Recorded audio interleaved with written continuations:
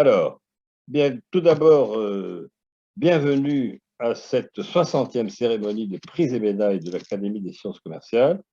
Bien évidemment, nous prions très humblement de nous excuser de ce début chaotique, alors dû à un nouveau système qu'on n'avait pas assez testé, sans doute.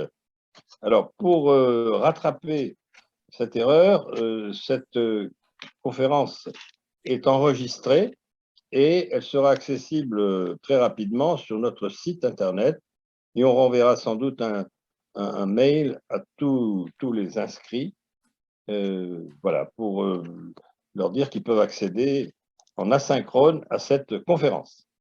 Alors, rapidement, quelques mots sur l'Académie des sciences commerciales.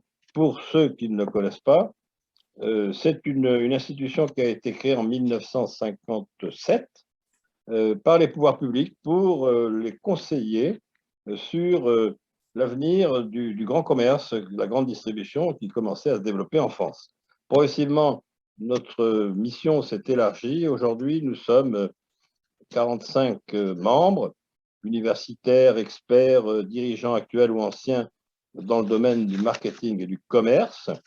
Et notre objectif est de procéder à des analyses, de la prospective sur les grands enjeux du commerce et du marketing, avec essentiellement 3 types de production.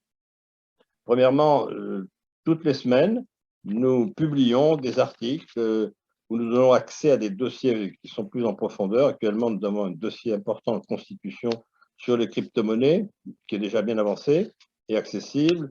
Il y a un autre dossier à venir sur les commerces de centre-ville. Voilà.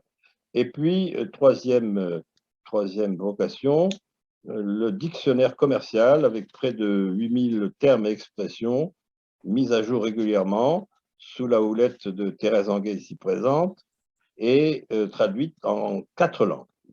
On peut se demander à quoi sert un tel dictionnaire, ça sera l'objet de ma rapide conférence qui suit.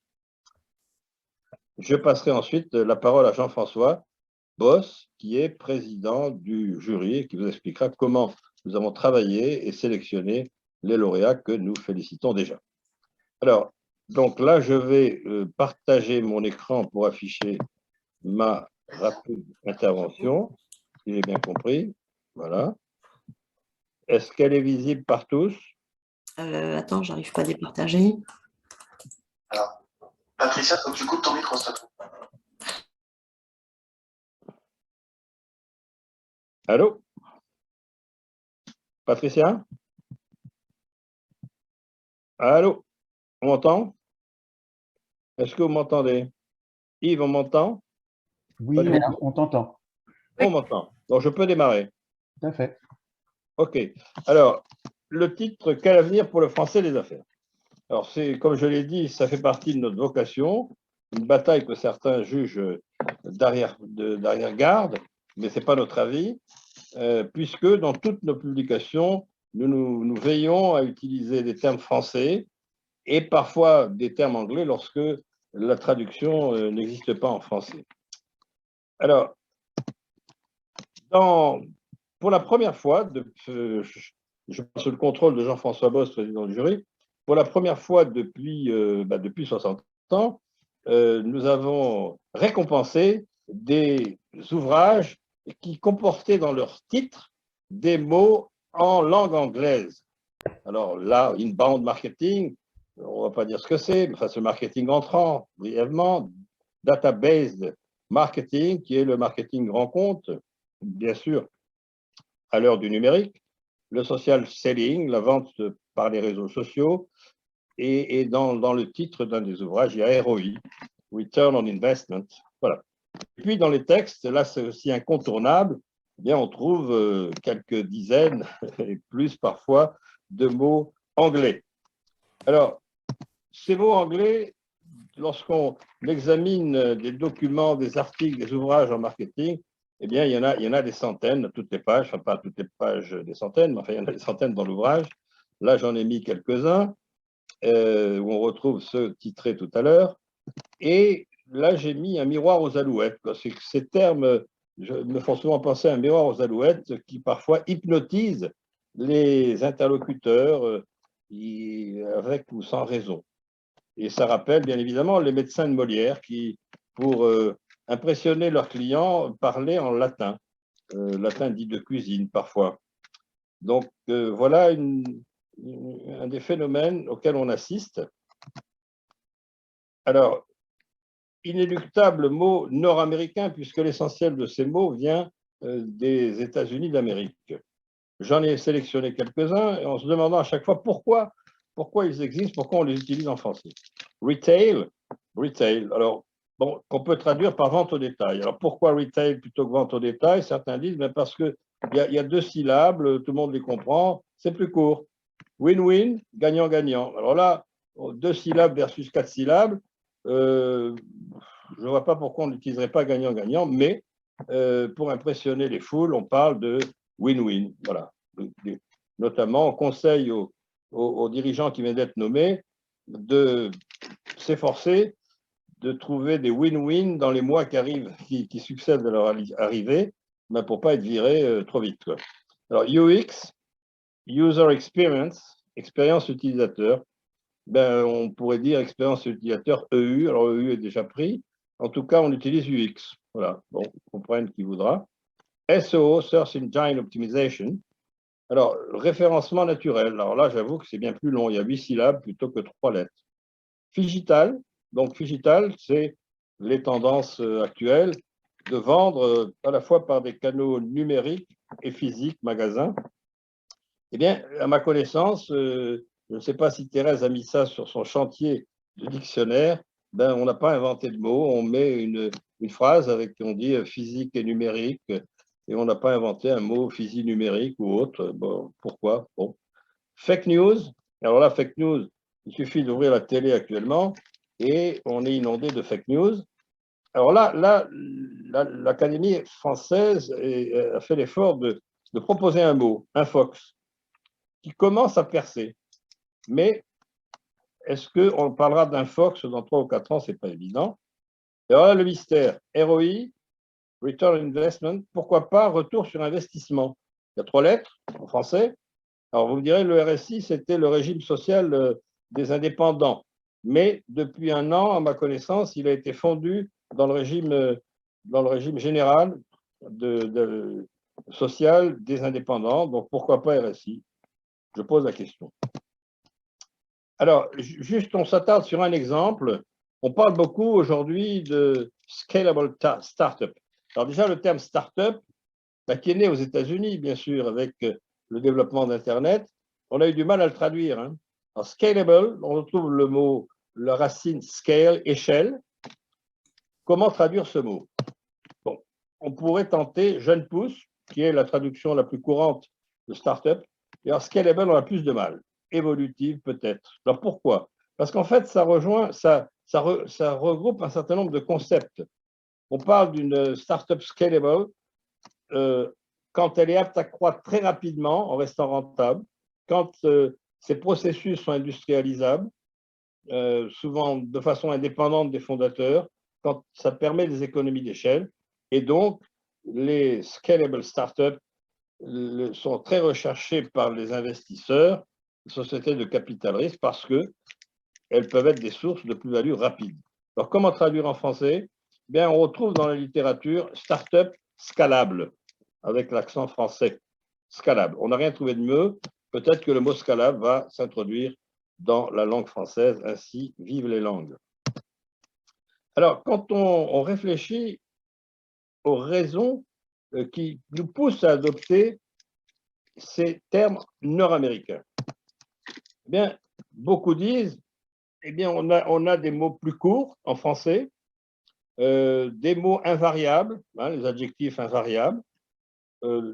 Ça nous évite d'utiliser à outrance la grammaire inclusive qui, là aussi, envahit nos discours. Hein. Citoyennes, citoyens, j'ai conscience que toutes et tous, ne soyez pas contentes et contents de votre sort, du pouvoir d'achat.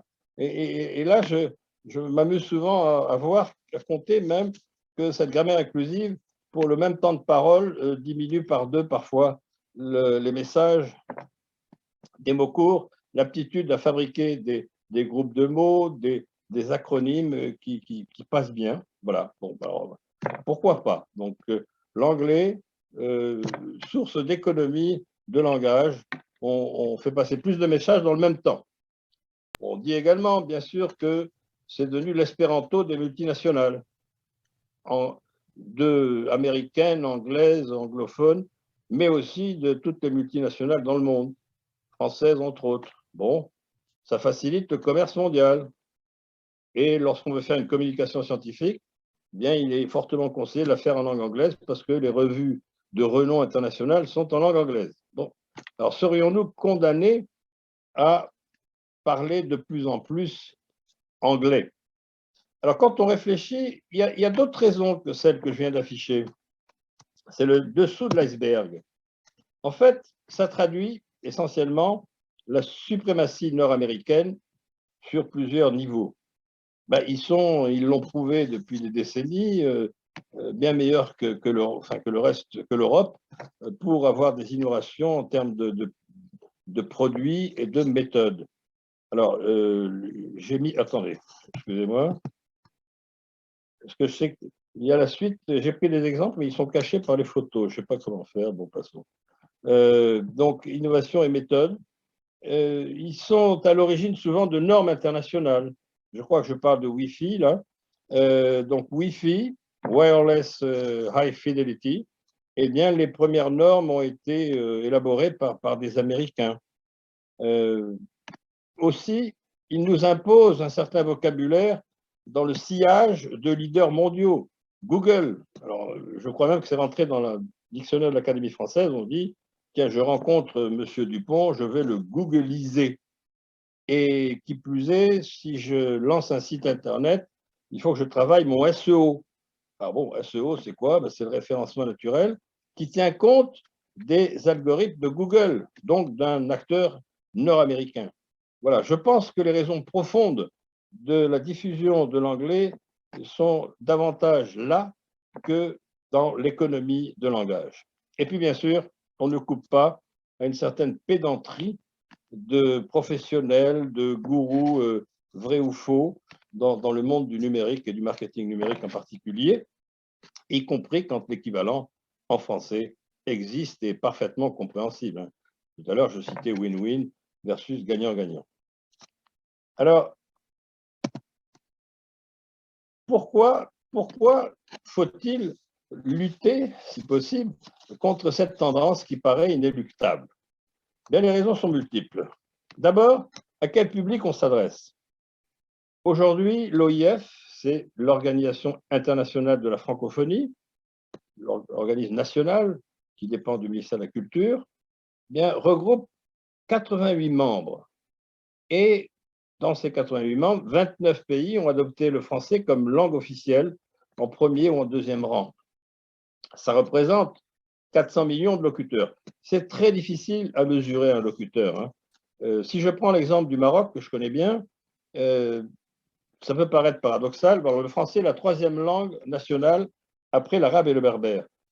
Eh bien, je vous apprends peut-être que 95% de l'enseignement supérieur est en langue française, alors que au niveau secondaire, c'est l'arabe qui est enseigné. Bon, ce qui parfois est compliqué quand on passe du secondaire au supérieur. Bien, mais lorsqu'on est d'un milieu aisé, bien, on parle bien français dans l'enseignement supérieur. Lorsqu'on vient d'un foyer défavorisé, est-ce qu'on est francophone ou pas? Ça se discute. Donc, la mesure est difficile, mais en gros, l'ONU et d'autres organismes évaluent à environ 400 millions de locuteurs français. Et tenez-vous bien, d'après la croissance des peuples concernés, on va atteindre 1,1 milliard en 2050 sur une population mondiale estimée à 10 milliards. Ce qui représente donc plus de 10%, ça vaut le coup de s'intéresser à un public qui représente plus de 10% du monde. Aujourd'hui, comme en 2050, le français, ça étonne parfois certains, est la 4e langue mondiale, après l'anglais, le mandarin et le hindi, et juste devant l'espagnol. Donc, ça nous semble un marché, si on parle de marché, suffisamment intéressant pour que on n'abandonne pas notre langue dans le monde des affaires. Parce que notre hypothèse, c'est que quand on partage une langue, des éléments de culture, des valeurs, ça facilite les échanges commerciaux entre les pays francophones et même au-delà. Puisque dans l'OIF, il y a bien d'autres pays qui sont observateurs au-delà des 88, on doit arriver à 150 pays. Deuxième intérêt, c'est qu'on constitue des communautés d'intérêt dans un monde multipolaire face aux dominations américaines, demain peut-être chinoises. Et les événements actuels montrent bien qu'on a intérêt à avoir une existence dans ce monde multipolaire. Je prendrai un exemple toujours du Maroc. Donc, le Maroc fait d'énormes efforts pour garder le français comme langue. Parfois, un de mes amis, qui était ministre de l'enseignement supérieur sous le roi précédent, a été un des acteurs pour cette défense du français dans l'enseignement supérieur au Maroc, et il s'est vu attribuer une fatwa par des extrémistes islamistes. Voilà. Donc, mais le roi, pour le moment, tient bon.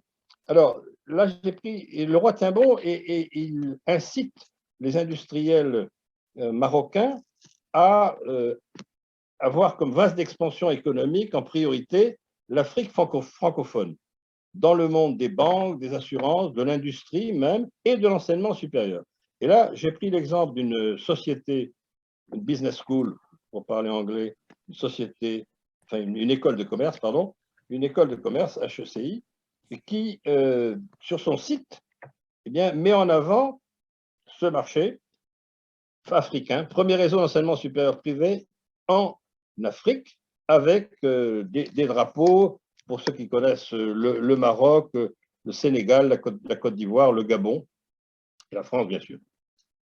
Donc, voilà la raison pour laquelle nous devons lutter pour conserver et développer l'utilisation du français dans les affaires.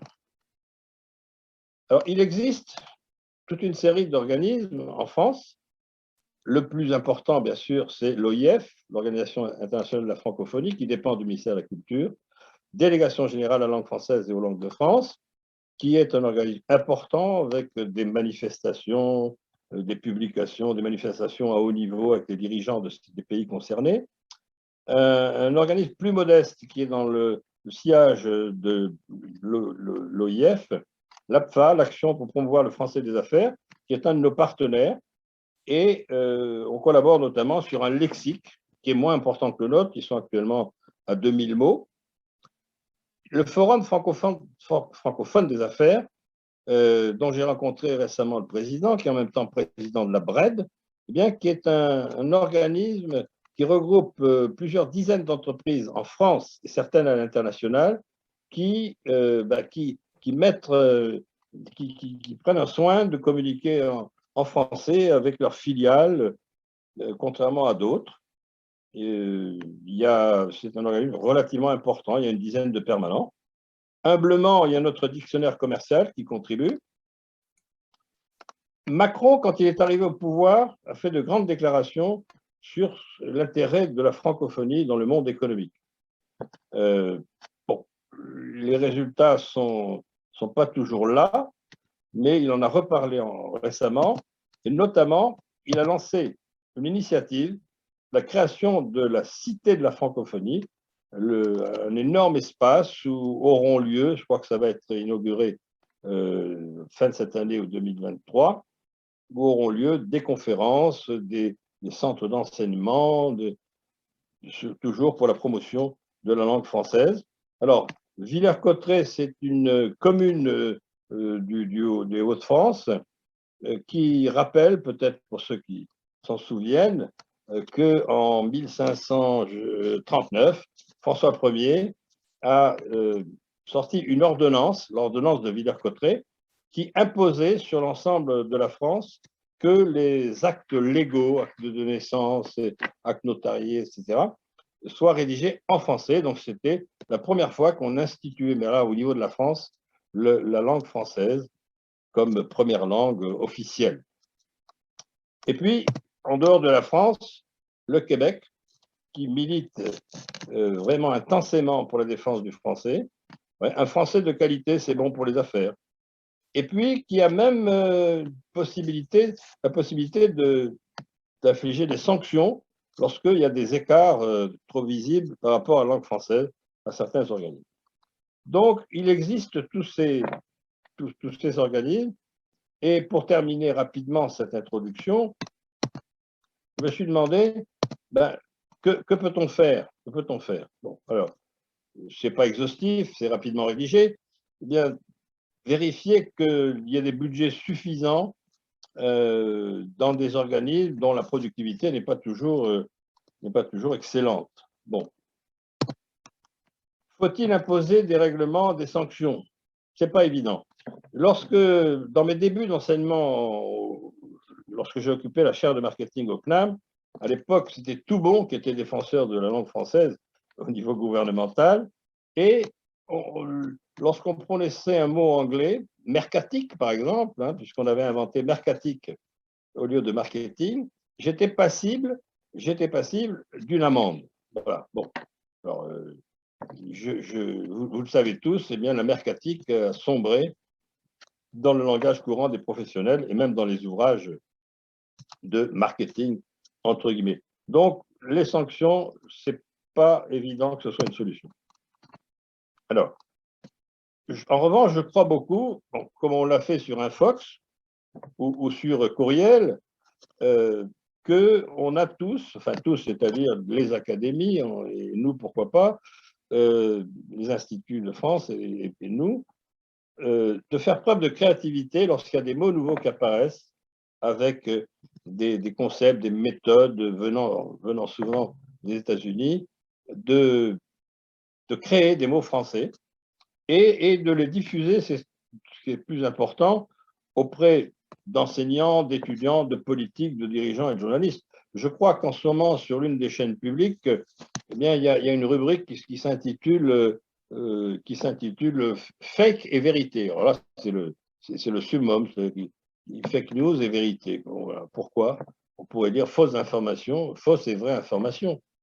Eh bien, les journalistes se croient malins en appelant comme ça leur émission.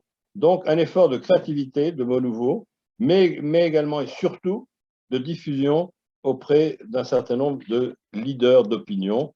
J'ai utilisé leader d'opinion, leader, on a du mal à définir un mot comparable en français. Alors, très important, enseignement et culture à l'étranger. Alors, il y a quelques centaines de lycées français à l'étranger. Il y a également 1500, je crois, alliances françaises. Eh bien, pour voyager dans des pays francophones, je pense qu'elles ne respirent pas un dynamisme d'expansion. Les budgets sont de plus en plus serrés et je trouve que c'est une grave erreur. Bon, voilà.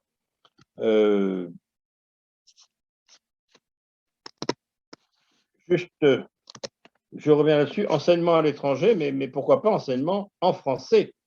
Alors, je suis président d'une grande école de commerce.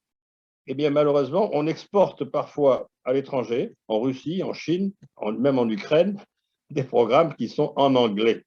Bon, alors, il vaudrait peut-être mieux exporter au Gabon des programmes en français. Accueil d'étudiants étrangers francophones.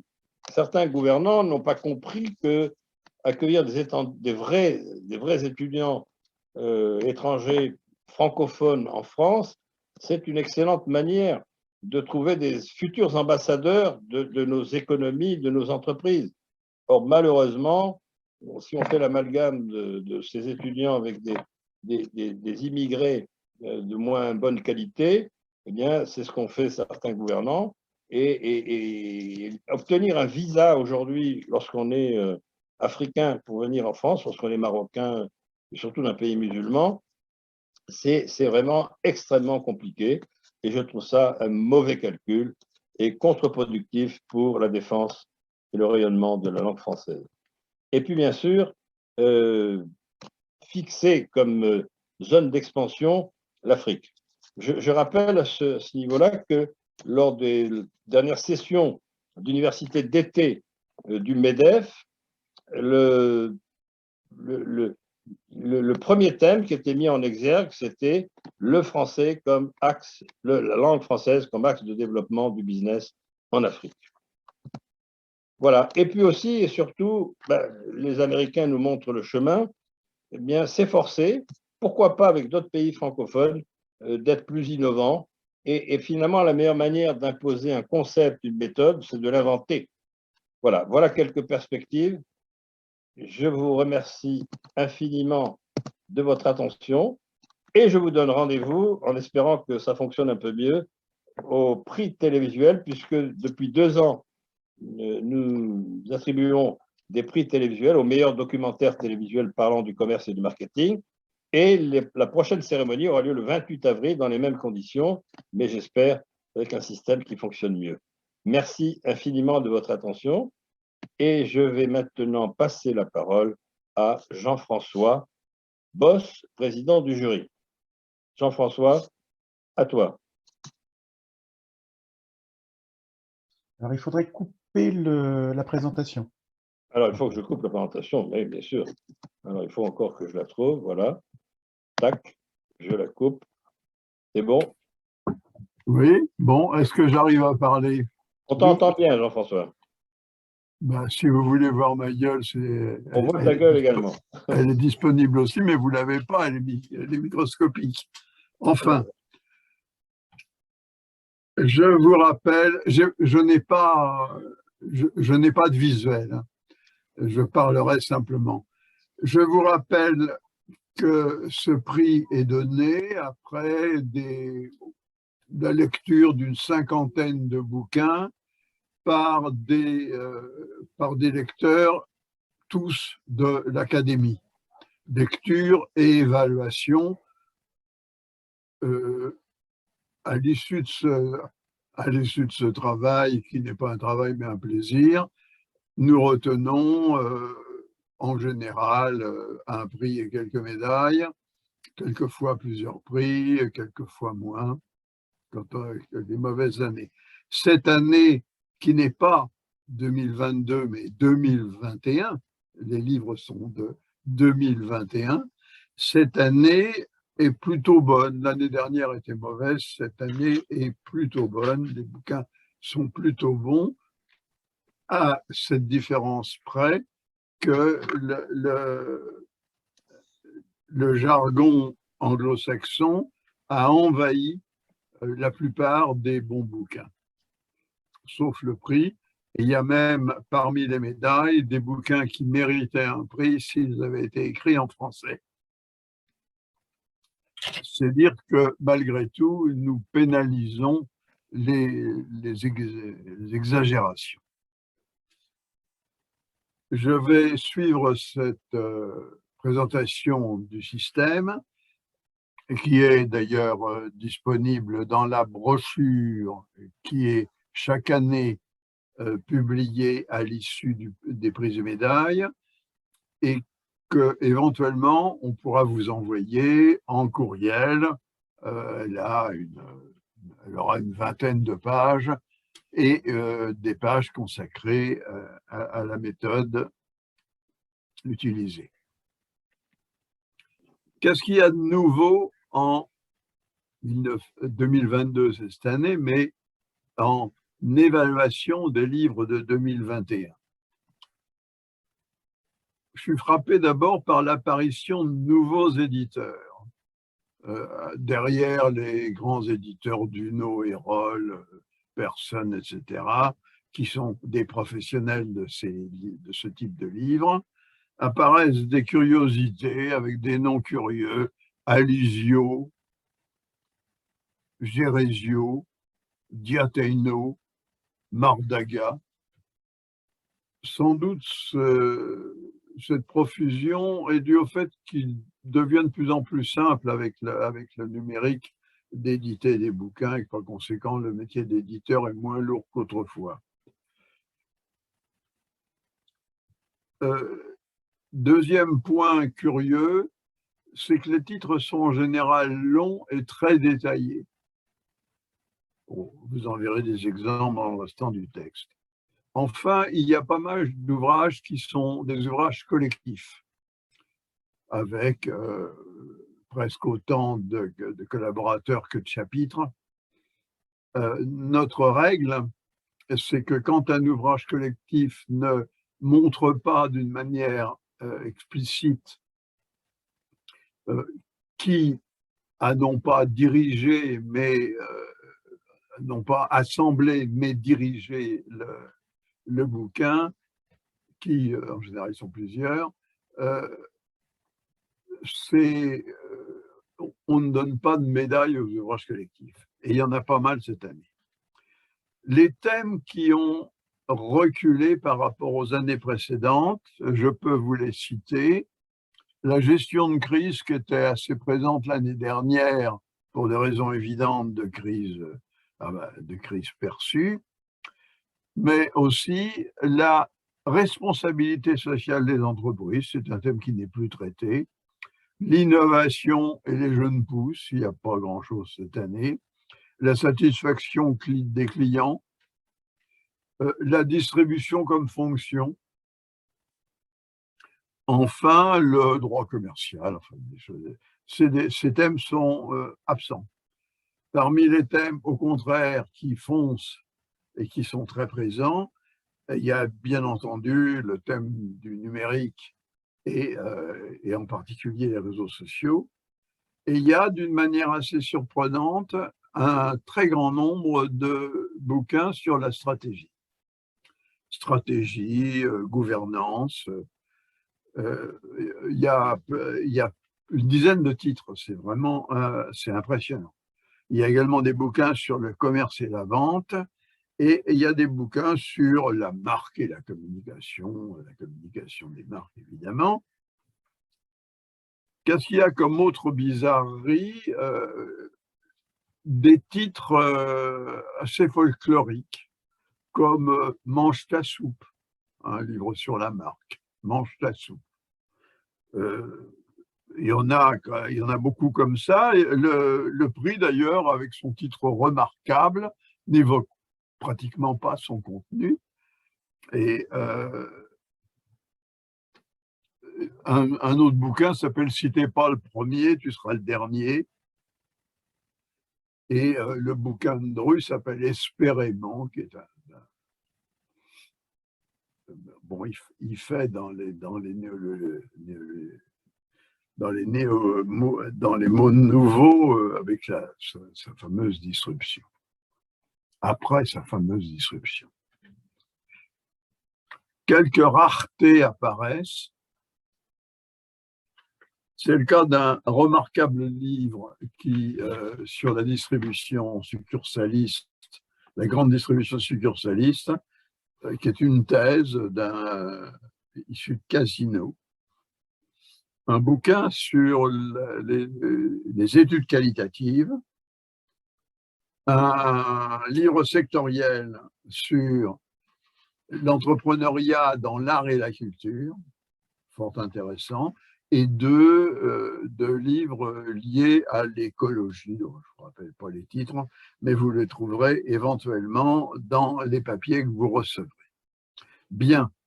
Alors maintenant, les trois médaillés et le tenant du prix vont pouvoir vous présenter, et j'aime mieux me taire que de leur couper la parole, vont pouvoir vous présenter avec chacun le droit à un quart d'heure ou quelque chose comme ça, leur papier ou un résumé de leur papier. La première médaille, c'est Chapiro et Olivier. Vas-y. Bonjour. Un livre qui s'appelle « De l'inbound marketing à l'account-based marketing », appelé ABM ici. Bon, du point de vue du jargon, c'est absolument c'est très brillant. L'un et l'autre, Gabriel Chapiro préside une agence qui s'appelle l'agence Butterfly, qui promeut l'inbound marketing depuis 8 ans. Il fait des conférences dans les grandes écoles, etc. Laurent Olivier co-dirige une agence qui s'appelle Adressi, spécialisée en marketing. Alors moi, je dis marketing interindustriel pour éviter B2B et en ABM. Donc chacun a sans doute produit une des deux parties du livre. Je leur passe la parole. Bonjour, Allez-y. bonjour à tous. Bonjour Monsieur Boss et tout le jury et les présidents. Je voudrais dire que à la fois Laurent et moi, nous aimons beaucoup le français, voire même le grec, vous le verrez. Et sachez que dans notre livre, nous avons mis en exergue, en conclusion, Rimbaud, qui a été un homme de marketing avant l'heure, parce qu'il a écrit « Je est un autre », et qui était un poème particulièrement agréable. Et moi-même, j'admire beaucoup Spinoza, bon, qui n'est pas français, mais qui a eu une phrase que je trouve très emblématique et qui a dit « Je ne désire pas les choses parce qu'elles sont belles et bonnes, c'est parce que je les désire qu'elles sont belles et bonnes. » D'où la place éminente du désir. Bonjour à tous, enchanté et ravi d'avoir eu ce prix pour ce livre effectivement écrit avec Gabriel. Donc ce qu'on vous propose en 10 minutes là, c'est effectivement de non pas vous faire un résumé parce qu'on ne peut pas faire un résumé en 10 minutes, mais on a extrait quelques éléments clés pour vous permettre de comprendre un peu ce qu'on a voulu faire ensemble. Donc, ABM et Inbound Marketing, donc Account-Based Marketing, ce qu'on pourrait appeler marketing un peu des grands comptes ou des comptes clés, et le marketing qui attire, donc le marketing inbound. On a voulu, dans ce livre, vérifier, challenger une idée qui est-ce que ce sont deux techniques en opposition ou deux techniques complémentaires.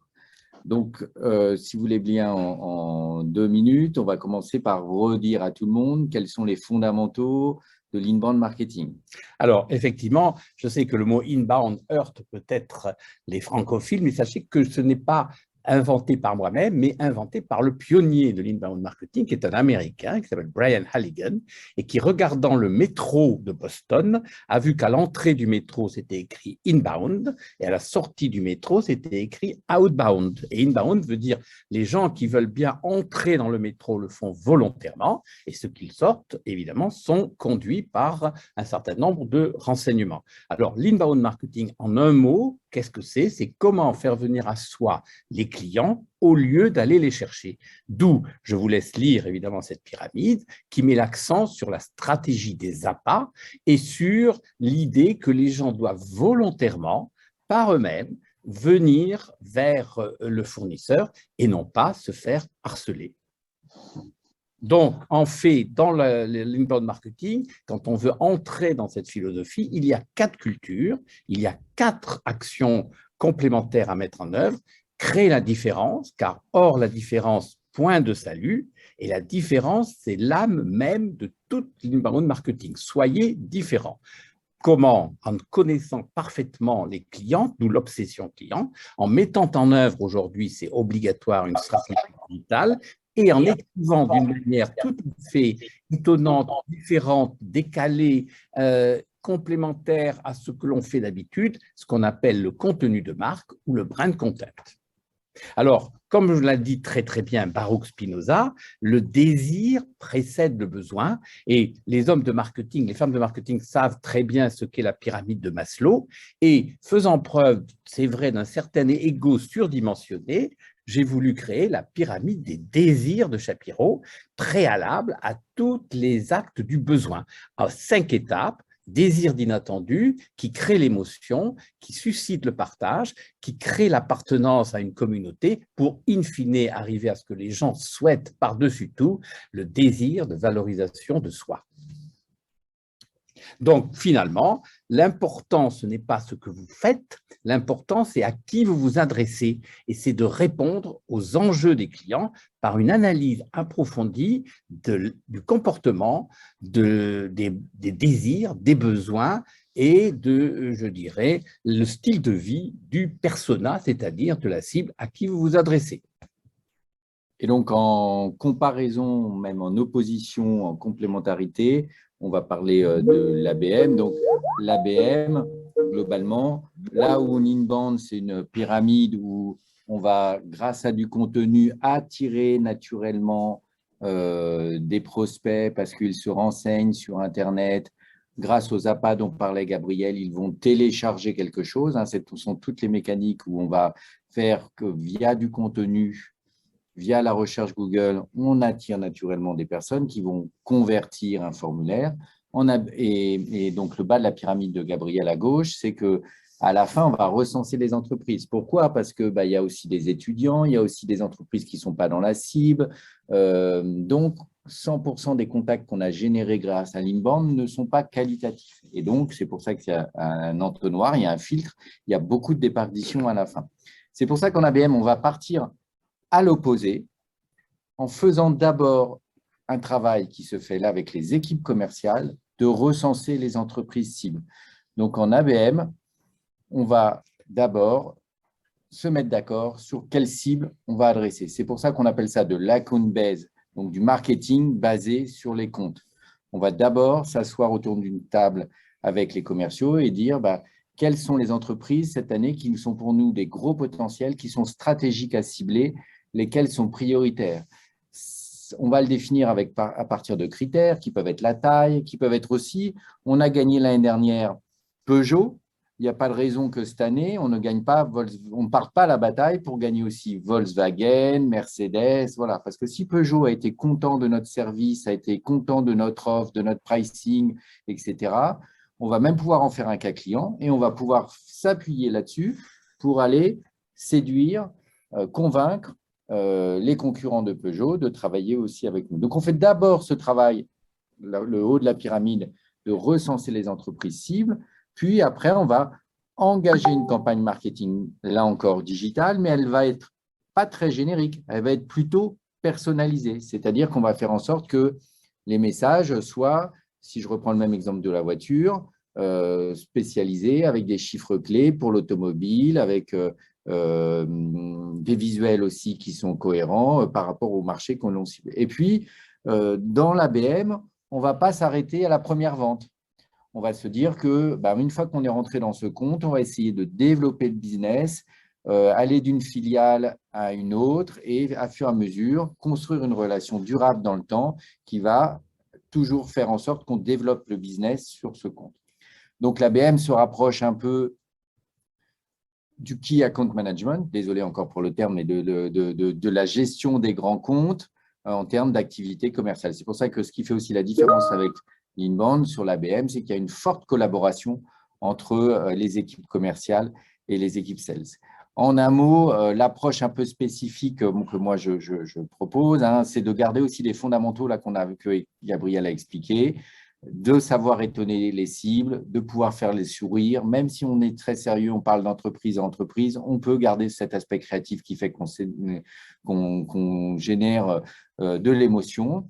On a une grosse activité de suivre la trace d'un compte à l'autre, de pouvoir traquer les cookies, etc. Donc, en ABM, il faut vraiment être très précis dans le suivi, le pilotage des comptes.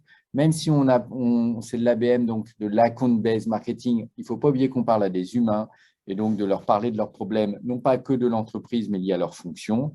L'ABM, c'est une campagne qui est en ongoing, ce n'est pas un one-shot, ce n'est pas un coup à un instant T, ça dure dans le temps et il faut utiliser des médias et des mécaniques qui vont faire en sorte que ça dure dans le temps et surtout, ça doit se faire avec une grande solidarité entre les équipes commerciales et les équipes sales. Pour être encore plus précis, on vous a préparé avec Gabriel un tableau de 7 différences qui permet de comprendre entre inbound et ABM, qu'est-ce qui fait que c'est 2 stratégies différentes.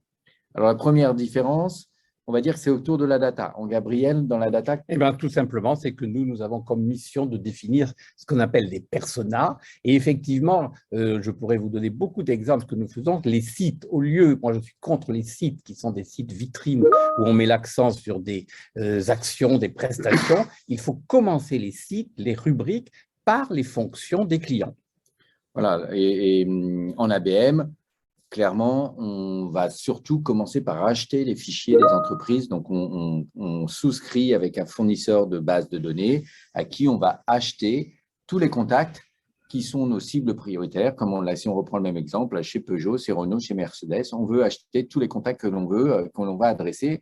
On ne fait pas que attendre qu'ils arrivent naturellement sur le site. Deuxièmement, le contenu, Gabriel, en inbound. Alors, effectivement, c'est une importance considérable. Le blog est l'âme même de l'inbound marketing. Et je dis souvent, sans le blog, vous êtes orphelin. Donc, le blog constitue une obligation, même si elle est chronophage, de mettre en œuvre l'inbound marketing. En ABM, il n'y a pas besoin d'avoir une stratégie de contenu régulière. On ne va pas avoir un objectif de visibilité régulier sur le marché. On veut simplement séduire un compte ou la liste de comptes qui est dans notre stratégie. Donc, on va plutôt faire un contenu à valeur ajoutée. Peut-être on va faire un livre blanc spécifique pour ce marché, pour ce secteur ou pour cette entreprise. Donc là, il y a une vraie opposition. En inbound, il faut une production de contenu régulière. En ABM, il faut un contenu à très forte valeur ajoutée et un seul.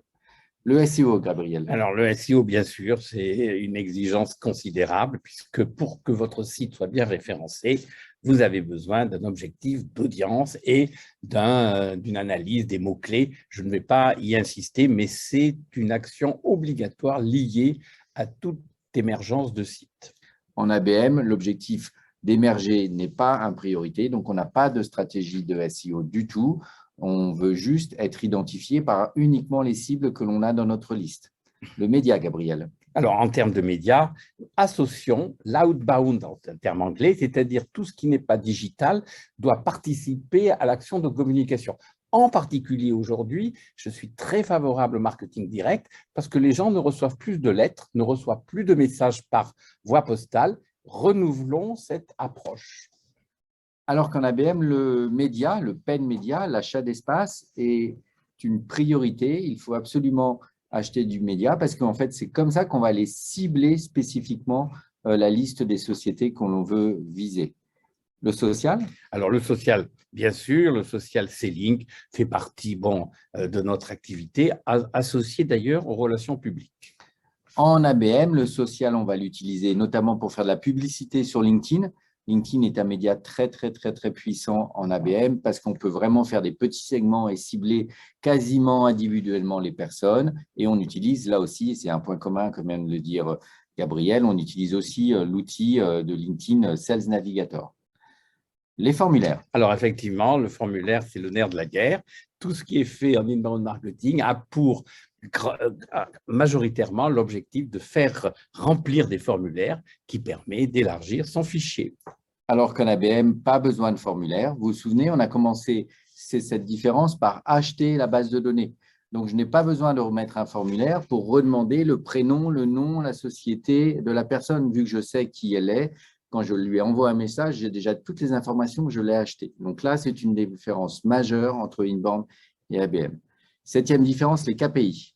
Alors, pour nous, effectivement, ce qui est important, alors il y a encore évidemment des termes anglais, MQL et SQL, c'est Marketing Qualified Leads et SQL, c'est Sales Qualified Leads, c'est-à-dire il faut arriver à sélectionner les gens importants dans le marketing et les gens importants dans les ventes. Donc, en fait, là, en inbound, on est toujours dans une logique où on en veut toujours plus de contacts, toujours plus de formulaires. Le client avec lesquels Gabriel et moi, on travaille, ils sont toujours à nous challenger pour en avoir plus, pour en avoir plus. Alors qu'en ABM, pas du tout. On ne cherche pas la quantité, on va chercher la qualité. On va être certain que la liste des gens qui interagissent avec la marque soient surtout les bonnes personnes. Et les bonnes personnes, c'est les gens qui sont dans cette fameuse liste de comptes que l'on veut cibler. Et puis, comme avec Gabriel, on n'a peur de rien. Il y a une huitième différence qu'on voulait vous présenter. C'est la surprise.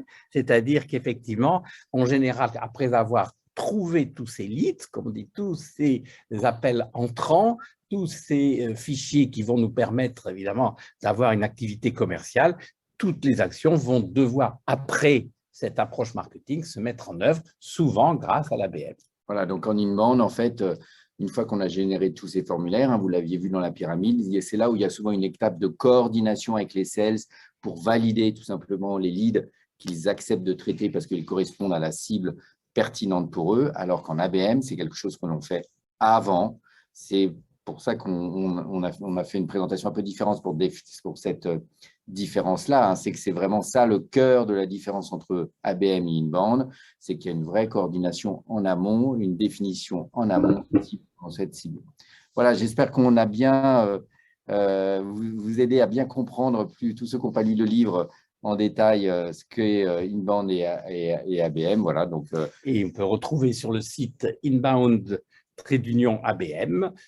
tous les éléments du livre, si vous le voulez bien. Voilà, merci encore et on est très honorés d'avoir reçu pour ce livre. Voilà. Merci à vous.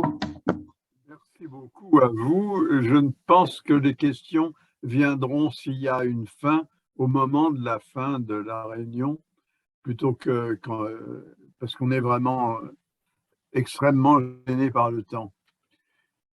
Nous passons au papier suivant, à la médaille suivante. C'est Devalet et Odin.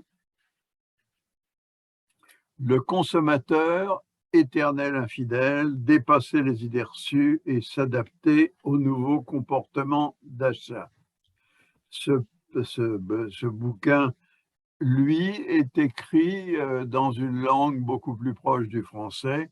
Je signale que le livre précédent, les lecteurs pensaient qu'il méritait un prix, mais à cause de l'exagération dans l'anglo-saxon, il a été rétrogradé à la médaille. Bon, les deux auteurs sont pour elle journalistes et enseignantes, et pour lui entrepreneur et éditeur.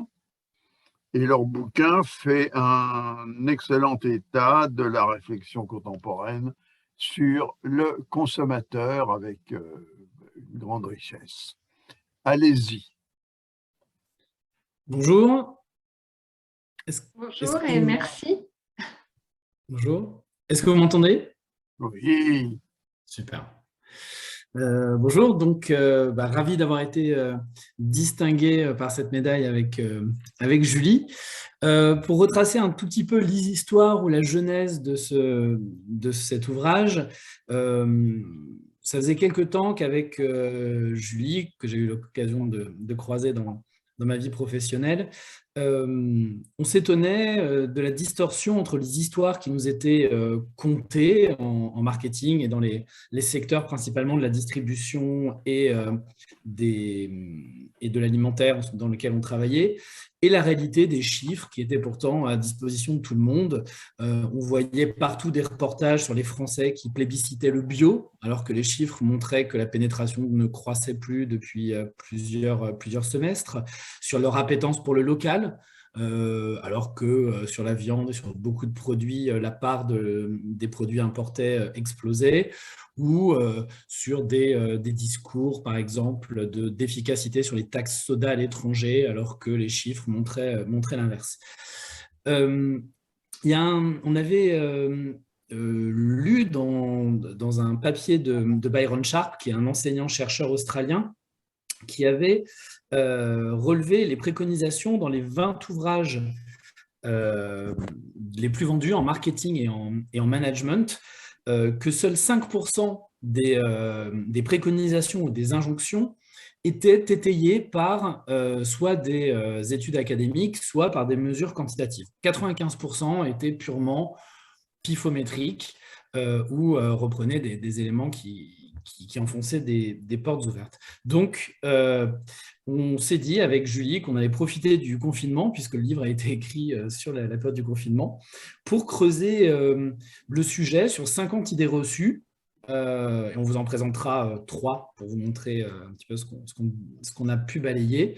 Et puis les confronter à 90 études universitaires académiques et une quarantaine d'ouvrages pour voir avec sérieux si on challengeait ces idées, désolé pour l'anglicisme, si, on va dire, ces idées reçues passaient le marbre de la mesure quantitative.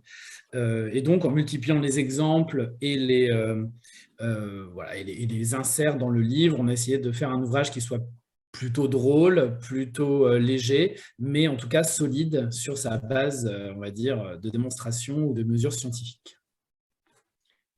Donc pour ce livre, on a décidé de partir de la question de la fidélité du consommateur parce qu'on pensait que ça permettait de balayer un large spectre des relations qui sont sous-tendues entre les acteurs économiques et les clients.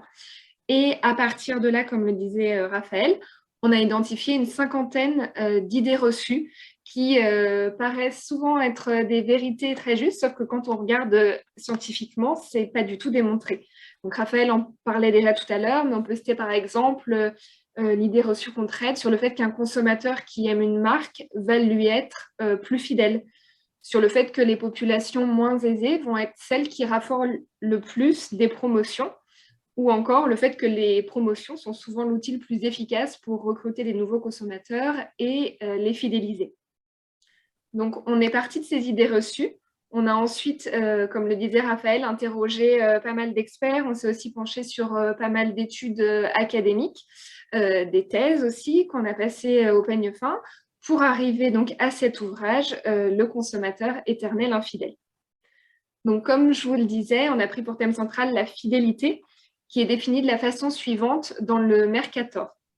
La fidélité donc d'un client, c'est un attachement durable, préférentiel ou exclusif à une entreprise ou à une marque, et celle-ci va se mesurer par l'attitude ou le comportement d'achat d'un consommateur.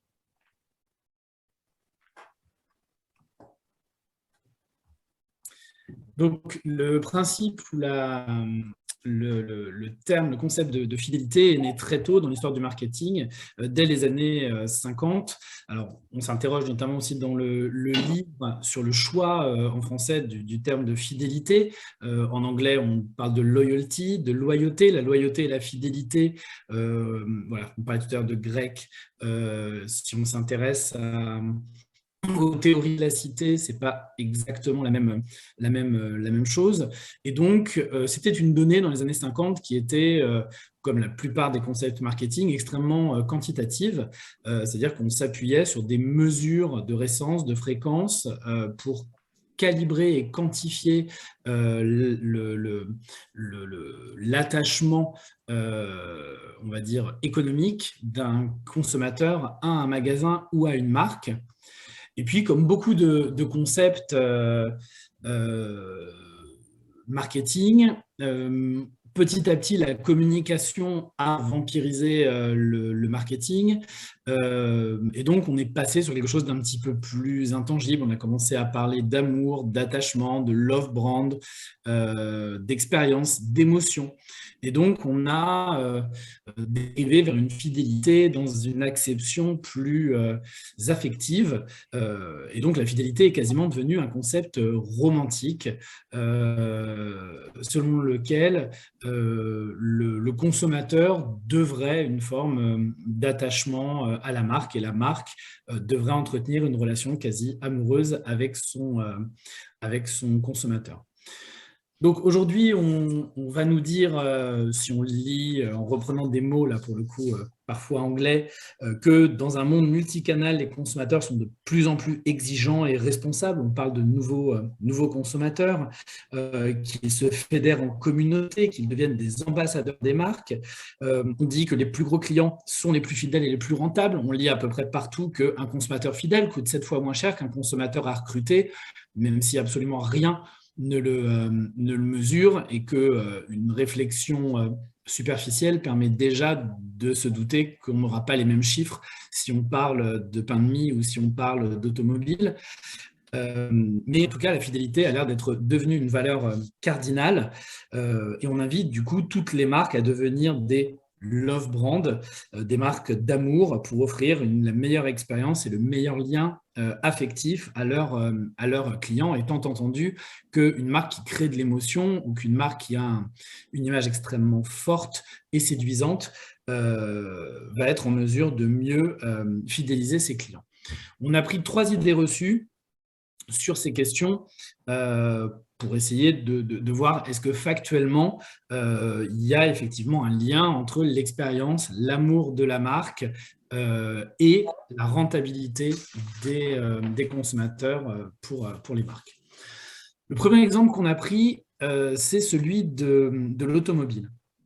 L'idée reçue sur l'automobile est de se dire qu'une marque qui est la plus fiable et qui offre de facto la meilleure expérience, va fidéliser et par conséquent être racheté plus souvent. Et quand on voit sur LinkedIn ou qu'on entend des commentateurs prendre leur exemple pour justifier ces faits, on va vous dire que Tesla, BMW, Mercedes ont une image de marque qui fait qu'on est fidèle à cette marque quasiment toute sa vie. Or, quand on regarde les chiffres de réachat des marques, quand on regarde l'indice de satisfaction des marques, quand on regarde la fiabilité réelle des marques, on se rend compte de deux choses. La première chose, c'est que on pouvait éventuellement en avoir l'intuition, mais que les marques les plus fiables ne sont pas celles qui sont perçues comme étant les plus fiables. C'est-à-dire qu'on a un bénéfice du doute, voire une prime d'image à certaines marques qui sont plutôt haut de gamme. C'est-à-dire que si vous ramenez votre Dacia au garage parce que vous avez un problème sur l'ouverture de votre vitre, vous allez vous dire que c'est vraiment une voiture de mauvaise qualité. Si vous ramenez votre BMW, vous allez vous dire que la voiture est très électronique, extrêmement complexe et qu'il est légitime d'y avoir de temps en temps quelques petits incidents. Si on regarde bêtement les chiffres, on se rend compte ainsi que Mercedes, par exemple, n'est que 20e sur 28 marques testées en termes de fiabilité. C'est l'une des 10 marques sur lesquelles on mesure le plus grand taux d'incidence en termes d'électronique, en termes de mécanique. Donc c'est l'une des voitures les moins fiables. Et ce qui est encore plus paradoxal, c'est que alors que Mercedes est perçue comme la 12e voiture la plus fiable par leurs conducteurs, ces mêmes conducteurs classent cette marque dans les 3e en termes de réachat. C'est-à-dire que les conducteurs de Mercedes surestiment la fiabilité de la Mercedes, mais quand bien même ils sont moyennement satisfaits, puisqu'au global, ils la classent 12e sur 28, malgré tout, ils vont racheter Mercedes prioritairement à d'autres marques qui sont perçues comme plus fiables et moins rachetées.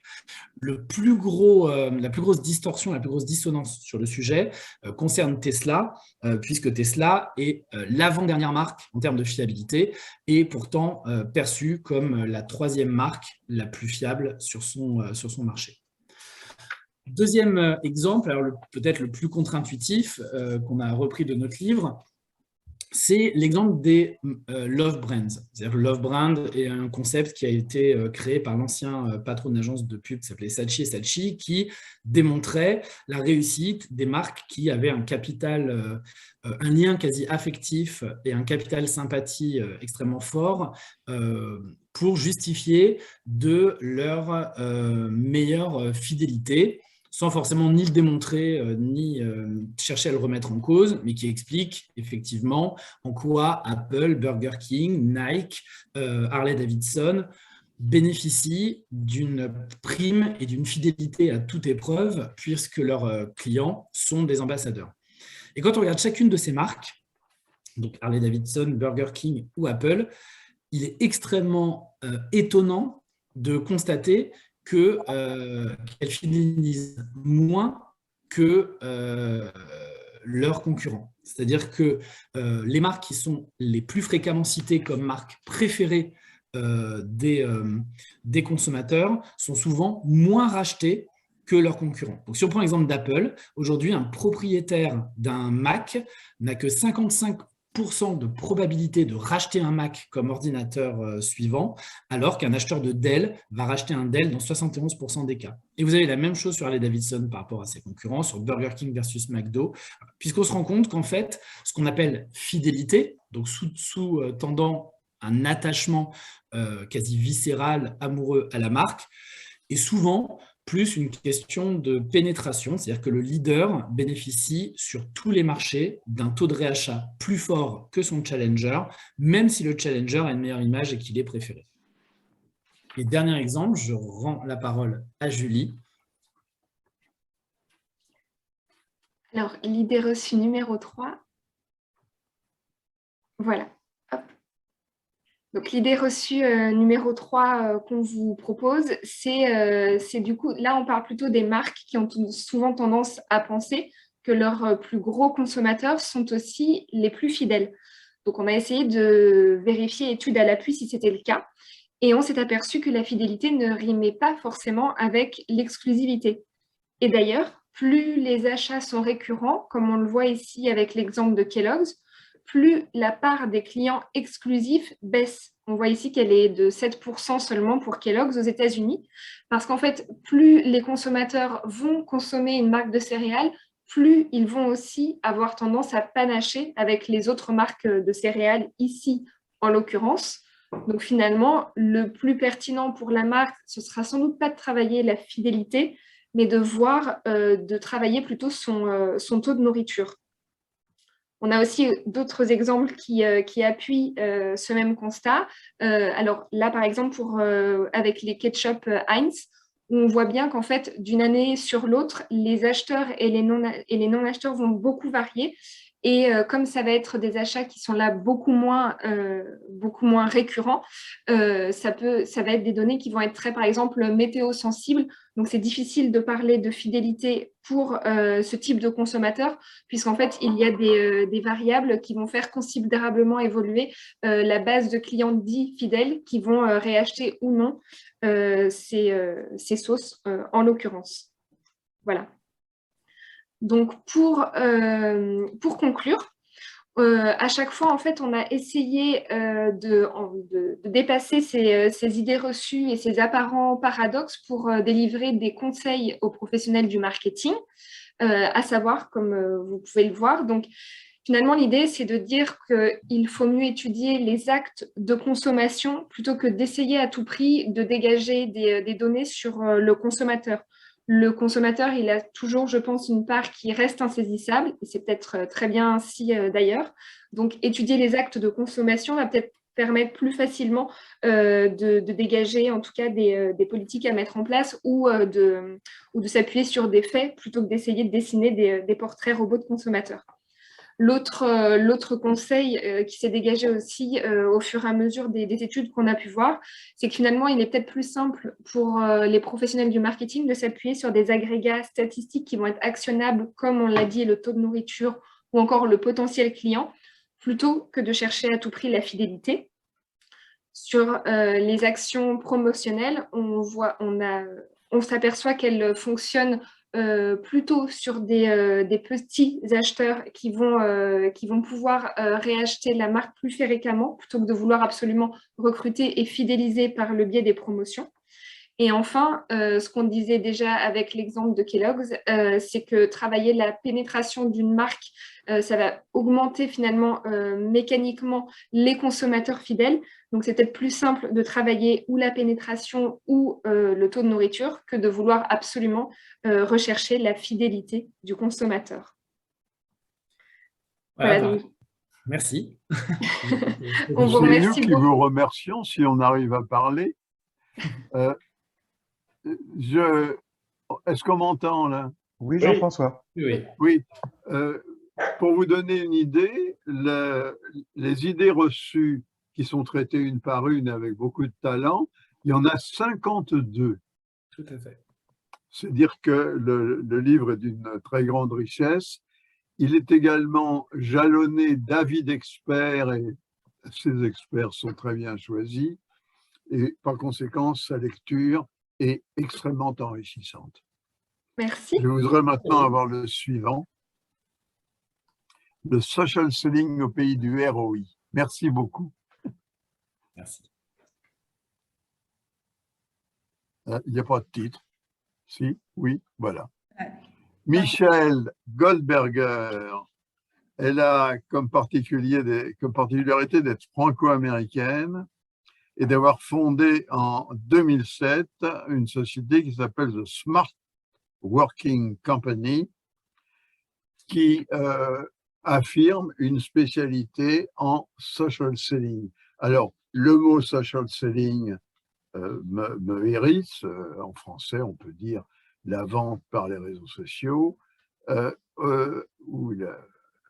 Et le ROI, on a vu tout à l'heure quand notre camarade Betty parlait, le ROI peut être remplacé avantageusement par le retour sur investissement, qui est un mot qui existe en français, qui est utilisé couramment. Vous pouvez y aller. Merci beaucoup, Michel Goldberger. Bonjour tout le monde, je suis Michel Goldberger. Je vous remercie beaucoup, Monsieur Boss et tout le jury d'avoir pris en considération mon livre, qui était pour moi une très grande réalisation. Ça m'a pris quand même un peu de temps d'écrire ce livre et gérer une entreprise de 15 personnes qui existe depuis 15 ans déjà. Effectivement, je suis franco-américaine, comme vous entendez mon petit accent. Je vous rassure avec tout mon cœur que j'adore la langue française tellement que je me suis torturée pendant 4 ans à l'école de traducteur-interprète à l'ONU, ce qui est la meilleure école de traduction dans le monde. Je voulais juste quand même le dire. Voilà. Donc, pourquoi j'ai écrit ce livre? Comme M. Boss a bien expliqué, en 2007, j'ai eu l'idée très courageuse, peut-être stupide, je ne sais pas, de monter une entreprise en France avec toutes ces difficultés qui s'appelle Smart Working Company et on est un organisme de formation réseaux sociaux. Et bientôt Calliope. Donc, je suis très fière de ça. Si vous connaissez le monde de la formation, vous savez ce que c'est. Je vois des gens qui sourient, ça me fait du bien. Donc, pourquoi j'ai eu l'idée d'écrire ce livre?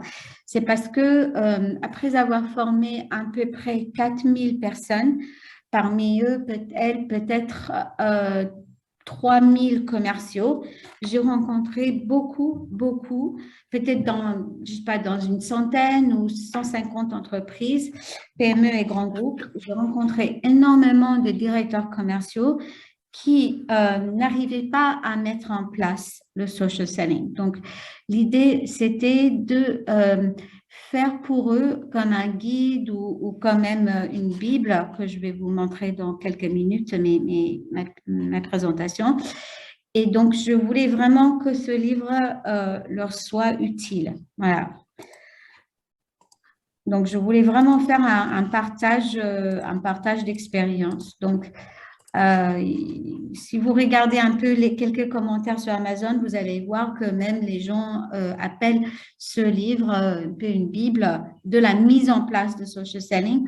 En tout cas, c'est un manuel de coaching pour optimiser la mise en place. Donc, le livre, il est fait d'une manière très pédagogique. L'idée, c'était de diviser ça en 6 chapitres comme en fait les différentes thématiques qui sont importantes pour un directeur, que ce soit un directeur commercial ou un membre du CODIR ou COMEX, peu importe, en fait, qui ont souvent vraiment besoin d'un bon niveau d'acculturation par rapport aux réseaux sociaux et le ROI, en fait, des usages des réseaux sociaux par les collaborateurs, parce que j'imagine que mes collègues qui travaillent sur ces sujets-là vont bien comprendre que très souvent, ils peuvent penser que c'est quelque chose, entre guillemets, c'est comme Facebook ou c'est pour les jeunes. Ils ont tendance de un peu tout Facebookifier.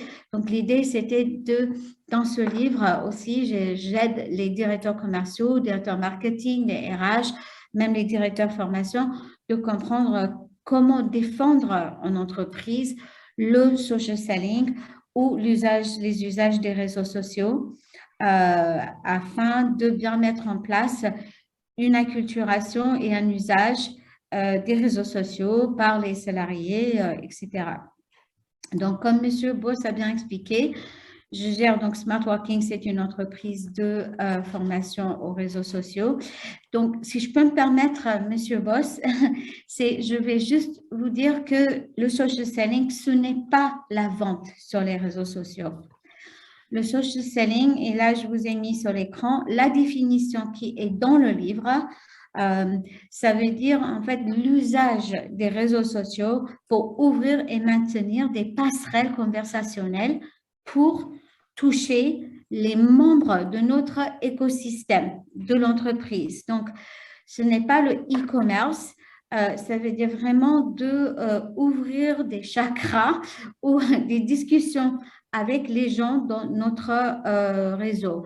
Maintenant, la terminologie du social selling, c'est une méthodologie, donc ce n'est pas moi qui l'ai créée. Donc, même les Français francophones en France disent le social selling parce que c'est une terminologie un peu fixe.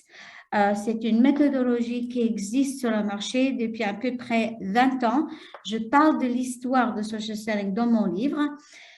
Pour moi, un grand patron, entre guillemets, de social selling, le père de social selling, c'est un monsieur qui s'appelle Coca Sexton, qui était un Américain, qui était le premier chez LinkedIn à vraiment évangéliser le social selling, qui a bien écrit énormément d'articles très intéressants et importants dans le développement de cette méthodologie qui est très importante pour les commerciaux qui veulent travailler en mode multicanal, omnicanal, qui est absolument nécessaire et on l'a vu surtout depuis le début du Covid. Mais Coca Sexton n'était pas vraiment le premier parce que si vous voyez bien, vous connaissez quelque chose un peu sur l'histoire de la vente, l'histoire commerciale, c'est que les premiers qui étaient vraiment pour moi, les premiers social sellers, c'était Dale Carnegie pendant les années, je ne suis pas sur les années 30 ou 40, il faut que je consulte mon livre parce que je ne me rappelle plus la date. La journée était longue et aussi, donc, Dale Carnegie aux États-Unis, c'était vraiment lui qui a parlé de ce qu'on appelle attention, encore un mot en anglais, customer centricity, ça veut dire l'orientation, en fait, la mise du client au cœur de tous les sujets marketing commercial, etc., expérience client, SAV d'une entreprise. Et cette orientation, c'était Dale Carnegie qui l'a mise en avant. Après, un autre monsieur qui est très connu, que j'imagine tout le monde connaît, c'est Earl Tupperware. C'est le monsieur qui a créé le fameux modèle économique sur des Tupperware parties, c'est-à-dire les événements à la maison où les femmes à l'époque vendaient en fait les Tupperware, c'est-à-dire ces boîtes en plastique, les conteneurs pour garder les restes de notre nourriture. Et pourquoi lui, il était très social selling, monsieur Tupperware?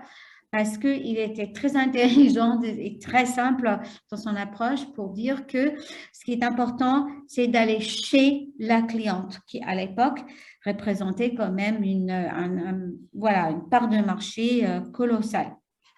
Voilà, donc c'est juste pour voir un peu l'histoire du social selling et la définition. Donc, quelque chose qui est aussi dans mon livre, comme les auteurs avant moi disaient, ce qui était très important pour moi dans mon livre, c'était que ça soit un peu ludique et un peu rigolo, et excusez-moi le mot, mais fun, c'est-à-dire amusant et agréable.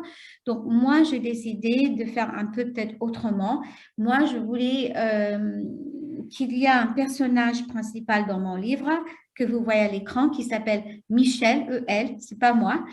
Et donc, en fait, pourquoi j'ai créé ce personnage? Déjà, pour être tout à fait honnête avec vous, je me suis amusée en écrivant le livre. Et ça, c'était important pour moi. Et je voulais aussi que ça ne soit pas encore un livre business boring, comme ennuyeux, qu'on voit sur le marché, et je voulais que ça soit quelque chose de légère et agréable, mais pédagogique et intéressant, et surtout concret et réaliste. Donc, ça parle de mes expériences que j'ai eues et voilà, depuis 20 ans sur le marché. Donc, pourquoi j'ai décidé de faire Michel aussi, c'était parce que je sais que je parle souvent à une population qui peut être assez quand même masculine, c'est-à-dire des directeurs commerciaux et des membres du management. Et donc, ils ont tous eu quelqu'un dans leur vie, dans leur carrière, qui était un peu comme un mentor pour eux. Quelqu'un peut-être qui les avait embauchés pour leur premier stage, leur premier poste, ou avec qui ils ont travaillé, etc. Donc, l'idée, c'est que Michel soit cette personne que vous appelez quand vous voulez parler un peu de votre carrière ou voilà, vous avez des questions, vous ne savez pas quoi faire, etc. Voilà l'histoire de Michel. Si vous avez envie de suivre les histoires de Michel, vous pouvez suivre #MichelTips sur LinkedIn. C'est là où Michel parle de plein de choses concernant le social selling. Voilà. Donc, à quoi ça sert le social selling? Ça permet d'augmenter plusieurs choses. Déjà, les canaux de prospection. Comme je disais, aujourd'hui, on vit dans un monde digital. Maintenant, concernant vos remarques concernant le mot digital, ça c'est un mot qui est très utilisé par plusieurs secteurs, surtout dans le secteur bancaire dans lequel nous travaillons beaucoup. Je sais que Weston, anciennement Kurt Salmon, parle beaucoup de la digitalisation du monde bancaire. Ça veut dire simplement que maintenant, nos clients, nos prospects, les membres de nos écosystèmes vivent dans un monde un peu online et offline, dans le IRL, comme les jeunes Français aiment bien disent, le in real life, et sur Internet. Donc, le digital, ça veut dire simplement d'exister dans les deux sphères, donc physique et digital. Donc, c'est important pour un commercial aujourd'hui d'être un peu sur les deux parce que, comme quelqu'un très connu a dit, le plus important, c'est d'être où ils sont les clients. C'est pas très compliqué, j'imagine que tout le monde connaît cette expression. Donc, ça nous permet d'être au même endroit qu'eux. Après, le social selling permet d'augmenter le nombre de leads. Un lead, ça veut dire une piste commerciale. Vous pouvez trouver la définition de tous ces mots aussi dans mon livre. Et merci d'ailleurs d'avoir écrit que le glossaire est opulent. J'ai beaucoup travaillé sur le glossaire, donc je suis ravie que ce soit utile pour vous. Le social selling permet aussi d'augmenter la proximité avec les prospects, les clients, tous les membres de votre écosystème en ligne. Ça augmente la proposition de valeur parce que là, on ne vend rien, on propose de la plus-value aux clients en leur proposant des contenus, des échanges. Ça augmente bien sûr la visibilité d'une marque ou de la marque employeur. Si vous ne savez pas ce que c'est la marque employeur, ça veut dire c'est la marque d'une entreprise vis-à-vis de ses candidats. Donc, est-ce qu'une entreprise est plus intéressante qu'une autre en tant qu'employeur? Parce qu'aujourd'hui, nos clients et nos prospects sont rois, mais les candidats sont rois aussi. Et d'ailleurs, je vais parler aussi dans quelques minutes pourquoi j'ai décidé d'appeler mon livre « Le social selling au pays du ROI ». Il y a un jeu de mots, donc vous avez bien compris, j'imagine. Donc, dernière chose, donc ça permet d'augmenter aussi la compréhension des besoins de nos clients et aussi de la productivité de notre équipe commerciale. Donc, où il y a, on va dire, pardon, je suis tellement émue par mon livre, non, je rigole, où il y a un vrai mythe, c'est que beaucoup d'entreprises pensent que le social selling concerne que l'équipe commerciale et c'est faux. Le social selling concerne quand même les membres de management. Pourquoi? Parce que ça touche la modernisation du process commercial. Donc, une entreprise qui n'a pas un codir ou un COMEX, un management qui est convaincu par la transformation digitale de son service commercial et de ses process commerciaux, c'est pas une entreprise qui va rester en vie pendant longtemps parce que simplement, il faut être, comme je disais, où ils sont les clients. Donc, ça concerne les membres de management, ça concerne les RH. Pourquoi? Parce que aujourd'hui, il faut embaucher les commerciaux qui savent faire du social selling. Il faut embaucher les directeurs commerciaux qui savent manager, gérer les commerciaux qui font du social selling. Il faut embaucher les directeurs commerciaux qui savent mesurer un résultat, des KPI, des facteurs clés de succès en français, des KPI, des facteurs clés des commerciaux qui font du social selling.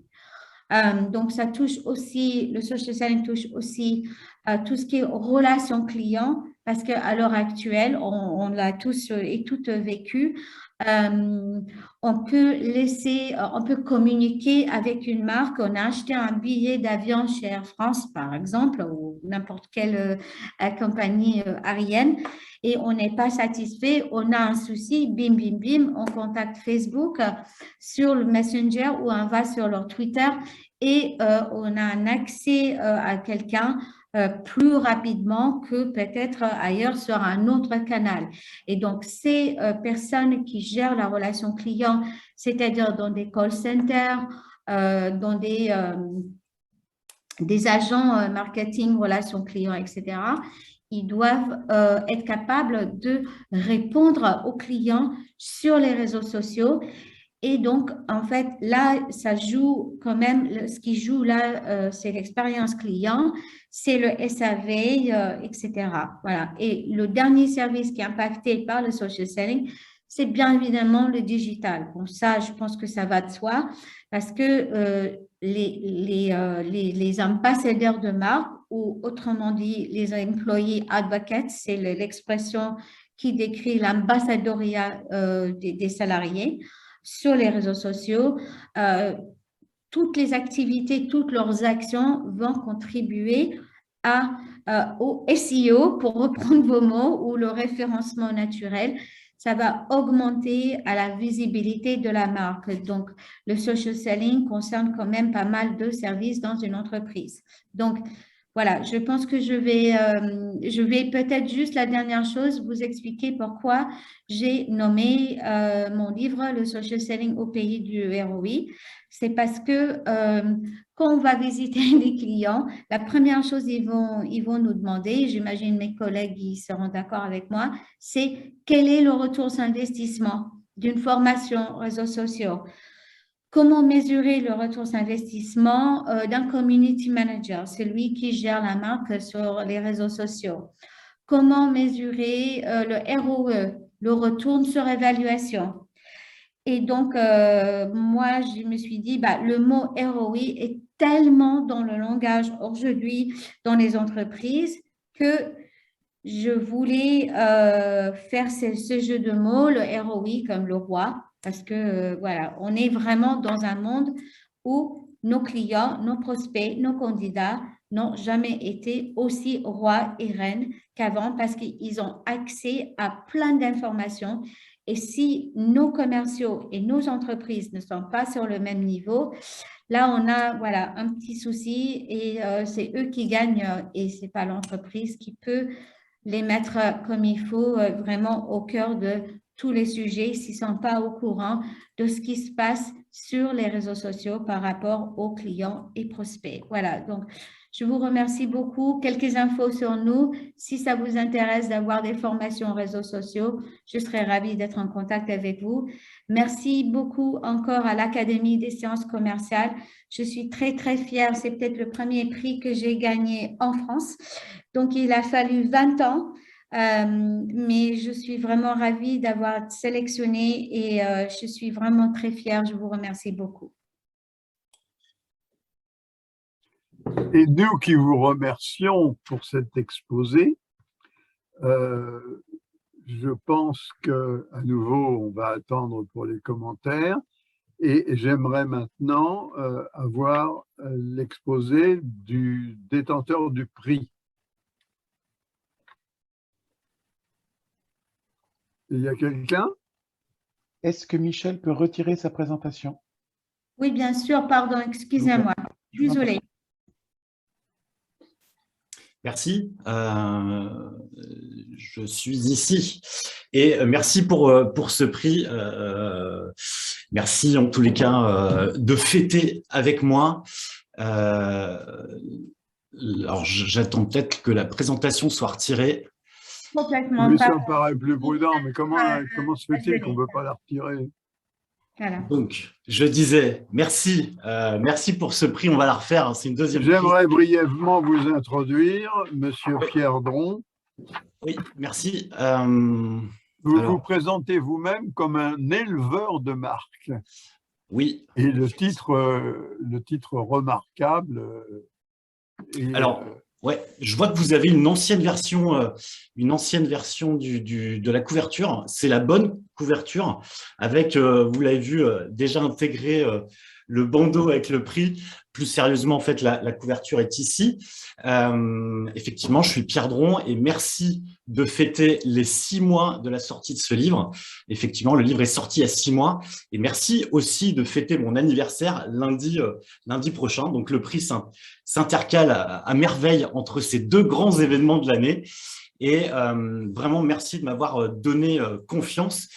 Parce que finalement, est-ce que mon livre ne serait pas un prétexte justement pour changer le monde en bien et pour dire finalement combien nous sommes tous remarquables? Et c'est finalement assez difficile à croire aujourd'hui puisque cette idée de la confiance est mise à mal. Il y a plusieurs choses qui mettent à mal notre confiance. Il y a déjà le système éducatif qui est basé sur la compétition. On voit d'ailleurs qu'aujourd'hui, finalement, avec cette remise de prix, nous étions en compétition. Enfin, moi, je ne le savais pas, mais en tous les cas, je suis content quand même de gagner cette compétition. C'est aussi, pour ceux qui ont enseigné, en tous les cas, c'est ce qui a été mon cas, c'est d'expliquer à nos étudiants, ou en tout cas d'expliquer aujourd'hui aux entrepreneurs que j'accompagne, de dire quand on se plante, on pousse. Et finalement, c'est aussi bien de pouvoir se planter, de pouvoir aussi expliquer comment, en fait, certaines peurs ou certains échecs peuvent nous permettre d'apprendre. Et la preuve, j'en suis la preuve aujourd'hui, puisque ce livre existe parce que j'ai frôlé la faillite de mon agence de communication. Il y a un deuxième point qui finalement met à mal notre confiance au quotidien, ce sont les croyances limitantes avec lesquelles on grandit et qui finalement vont limiter notre réelle capacité à changer les choses et surtout à se changer soi. Encore un secret, finalement, pour écrire ce livre, j'ai dû me changer moi avant de vouloir imaginer changer mon lecteur. Il y a aussi un troisième frein qui limite notre confiance, c'est la technique. Et on vient de le voir avec les précédentes présentations. Et finalement, dans nos métiers, dans notre secteur, qui est très, comment dire, bordé par la technique, et finalement, moi, la technique, ça me bloque. Et en fait, à chaque fois que j'imagine la technique, je me fais pas plaisir et je n'y arrive pas. Donc, je me libère de cette technique. Et c'est ce que j'ai voulu faire avec ce livre pour éviter justement la question de la technique et faire en sorte de rendre les choses de manière beaucoup plus simple, beaucoup plus accessible. Et c'est en ça, finalement, que la marque se cache dans le mot remarquable, puisque vous me disiez tout à l'heure que le titre n'évoque pas son contenu. Et bien justement, en fait, le contenu est un peu caché dans le titre. C'est ça le deuxième effet qui se coule. Maintenant, en fait, une des raisons pour laquelle je partage mon expérience finalement de s'affranchir de ces freins, c'est aussi de mettre en lumière le truc simple qu'on possède tous finalement, qui est la question, qui est l'instinct. Et l'instinct, en fait, a toutes les réponses. Ça gomme l'éducation, ça gomme les freins, ça gomme la technique. Et si on écoute un peu plus profondément notre instinct, on va finalement s'ouvrir à des opportunités. Maintenant, vous allez me dire, OK, Pierre, c'est gentil, mais comment écouter son instinct puisqu'on a oublié ça avec le temps? En fait, on va le faire de manière très simple. On va y aller progressivement, petit à petit. Et en fait, on va agir comme dans la vie, finalement, en réalité, comme pour le vélo, par exemple, où finalement, quand vous apprenez à faire du vélo, c'est pas instinctif, c'est pas inné. On vous met des roulettes. Vous avez peut-être des personnes bienveillantes aussi qui vous tiennent pour ne pas tomber. Ça tombe bien, finalement, c'est un peu mon métier. de vous apprendre à faire du vélo, de vous apprendre à vous lancer dans l'entrepreneuriat, de vous lancer en tant qu'artiste, en tant que freelance, en tant qu'entrepreneur, et finalement de vous aider à retirer les roulettes en toute tranquillité pour donner confiance justement et éviter de tomber, en tout cas en se faisant mal, parce qu'effectivement, on peut peut-être tomber. Encore une fois, la question comment, c'est une question qui moi qui m'agite et qui fait que effectivement j'ai écrit ce livre pour expliquer comment, en tous les cas, comment trouver les réponses. La question en fait que je vous propose une petite méthode et puis vous en ferez ce que vous voulez. La première, c'est à mon avis s'acclimater de son environnement. Être entrepreneur, effectivement, c'est pas quelque chose d'inné. C'est sans doute pour moi le métier le plus complexe du monde, peut-être après celui de maman, mais bon, ça, je maîtrise pas encore assez ce métier. Et en fait, la solution, ce serait finalement d'observer ce qui nous entoure et finalement observer le monde qui nous entoure. Le deuxième axe que je vous propose, c'est de s'écouter soi. En fait, je dis bien s'écouter parce qu'on a plutôt tendance à écouter les autres et finalement d'écouter tout un tas de bruits ambiants au lieu de s'écouter soi. Autrement dit, savoir qui on est et en fait, on rejoint ici la question de l'identité. L'identité qui est bien trop souvent engossée dans la marque. Et la marque, comme vous avez pu le voir ou comme vous allez pouvoir le découvrir dans ce livre, la marque, c'est un peu plus que l'identité. Une fois qu'on a vu s'acclimater à l'environnement, s'écouter, on va réfléchir. Réfléchir, c'est savoir quoi faire, savoir où aller, parce que si on ne sait pas où on va nulle part. Et en fait, il est question ici, finalement, de stratégie. Et enfin, une fois qu'on a pu poser ces éléments, on va pouvoir agir, qui est sans doute pour moi l'action, la meilleure arme pour réussir. Agir, oui, mais agir sur quoi? Agir sur quoi, c'est le vrai sujet. Et je dirais que finalement, c'est pas sur quoi on agit, mais plutôt pour qui. Pour qui, c'est les personnes pour qui on travaille, pour qui on développe une solution, pour qui on propose un service, pour qui on propose des produits et qui finalement, en se posant la question de savoir comment on change le monde, on va pouvoir effectivement faire avancer et de faire en sorte que le monde aille mieux.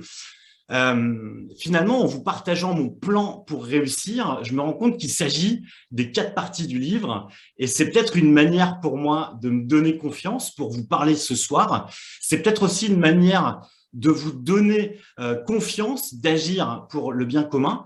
Et puis, j'espère aussi que ça vous donnera confiance en moi pour, évidemment, acheter le livre. Et en m'écoutant, finalement, tu l'auras compris, ce livre n'est pas du tout technique. Ce livre se vit et en fait, il se vit comme on vit une vie d'entrepreneur, comme on vit une vie d'artiste, comme on vit une vie de freelance. Et il y a beaucoup d'exercices, comme dans la vie. Il y a des choses qui sont complexes, des choses qui sont simples.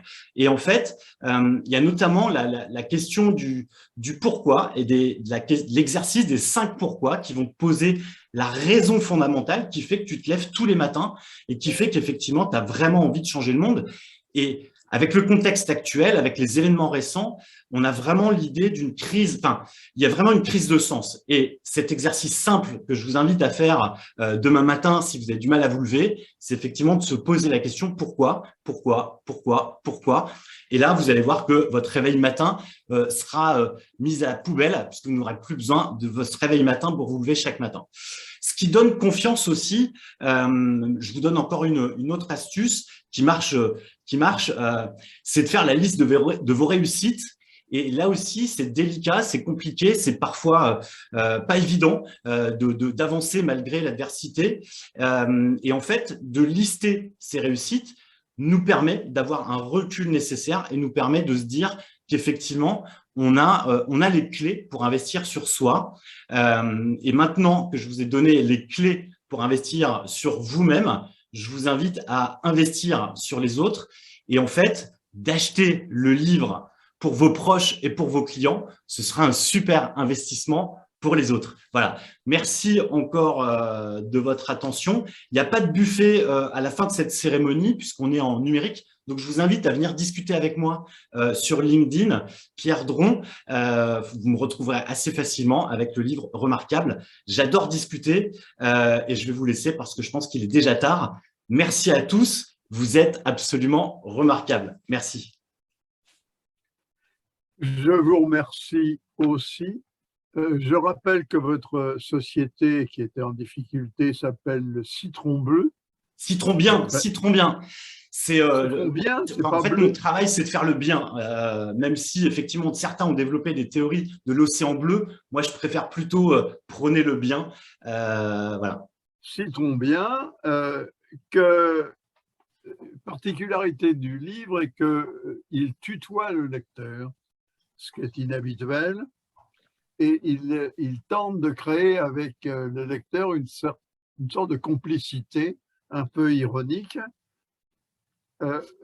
C'est pourquoi on peut considérer que c'est un livre de développement personnel autant qu'un manuel de méthodologie. Et c'est ce qui fait sa très grande richesse. Merci. Je vous remercie et je passe la parole à qui de droit. C'est sans doute le moment des questions, mais il est si tard que je ne pense pas qu'on puisse faire ça autrement que par la poste, enfin par le courriel. Peut-être une ou deux questions pour les gens qui ont eu le courage de rester. Jean-Paul, si tu permets, je vais poser ma question comme suite à notre réunion à la commission du dictionnaire. Oui, ben vas-y, je t'en prie. Oui, donc ma question, comme je l'ai précisé dans mon petit message, ma question s'adresse à Madame Goldberger. Voilà, le concept social selling est souvent confondu avec celui de social commerce. Donc, comme l'a dit très justement Madame Goldberger, le concept de social selling se concentre principalement sur l'entretien des relations avec les clients, alors que le social commerce consiste à utiliser des réseaux sociaux pour vendre des produits et des services directement aux consommateurs. Donc, alors, ma question serait, pour éviter cette confusion, comment pourrait-on traduire ces deux concepts? En ce qui me concerne, j'aurais traduit social commerce par vente sur les réseaux sociaux et social selling, après en avoir discuté avec des collègues terminologues, par prospection via les réseaux sociaux. Donc, social commerce, vente sur les réseaux sociaux et social selling, prospection via les réseaux sociaux. Je suis désolée, mais je ne suis pas 100% d'accord parce que le social selling est beaucoup plus,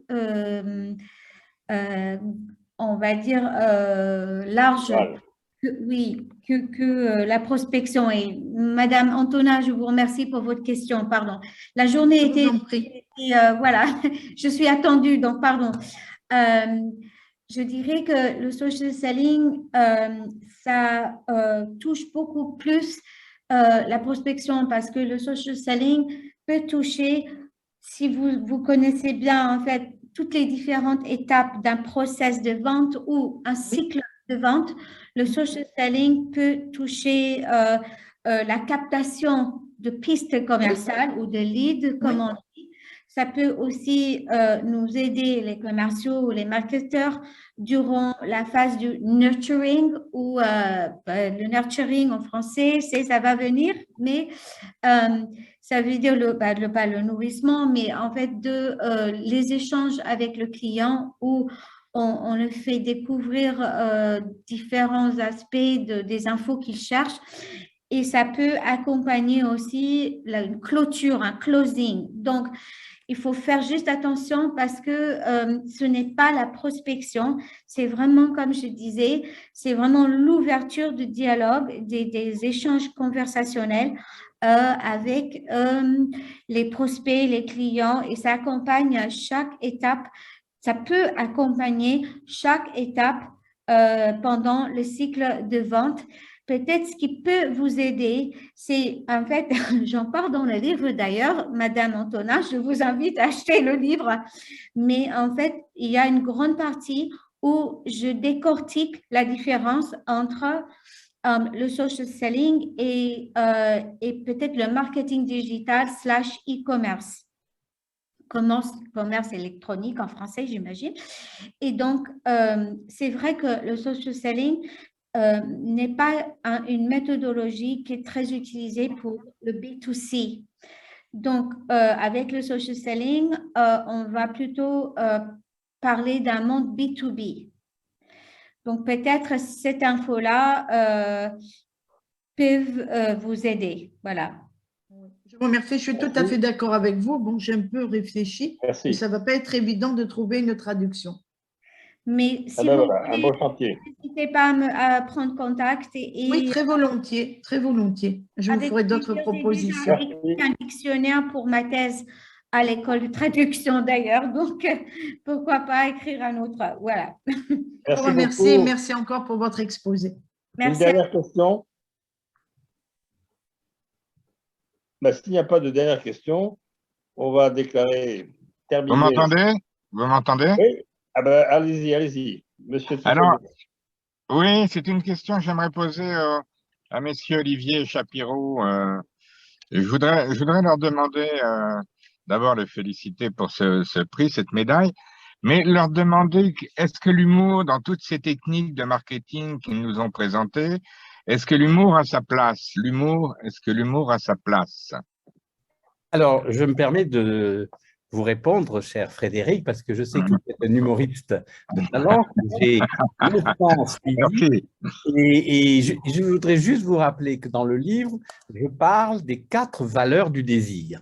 Comment être désirable? J'ai rappelé que Spinoza a dit « Je ne désire pas les choses parce qu'elles sont belles et bonnes, c'est parce que je les désire qu'elles sont belles et bonnes. » Et j'ai essayé d'imaginer quelles sont les valeurs du désir. Eh bien, il y en a 4. Si vous voulez bien me suivre, il y a 4 valeurs qui vous rendent désirable. Et le premier, c'est pratiquer l'humour, créer l'intrigue, provoquer l'inattendu et susciter la séduction. Donc, permettez-moi de vous suggérer que si vous associez l'humour, l'intrigue, l'inattendu et la séduction, vous êtes désirable et de ce désir, vous créez le besoin. Eh bien, comme je le dis, c'est par l'offre que l'on suscite la demande et pas l'inverse, et c'est par le désir que l'on suscite le besoin et pas l'inverse. Et donc, je vous invite, et en lisant le livre que nous avons écrit ensemble, Laurent et moi, vous retrouvez justement ces aspects de désir. Et moi, je vous invite dans le brand content, dans le contenu de marque, dans justement tous les textes que vous devez initier, de ne jamais oublier l'impertinence. Comment? Eh bien, dialectiquement, il y a 2 approches, 2 méthodes tout à fait possibles. C'est d'utiliser le paradoxe et d'utiliser l'oxymore. Eh bien, si vous utilisez ces 2 techniques, je dirais, de syntaxe et de démarche en français, vous trouvez obligatoirement l'axe de l'impertinence. Je l'ai fait avec le Luberon. Au lieu de dire, comme le font tous souvent les journaux, clichés entre la vallée de la Provence, tout ça, moi j'ai écrit, je déguste les fontaines, je respire les marchés, je vis le climat. Eh bien, continuez dans cette voie, soyez impertinent, vous serez lu, vous serez remarqué et vous serez aimé. Très bien, merci. Pour compléter, oui, je vais vous montrer un exemple. On va clore, si vous voulez bien. Un exemple de M. Olivier.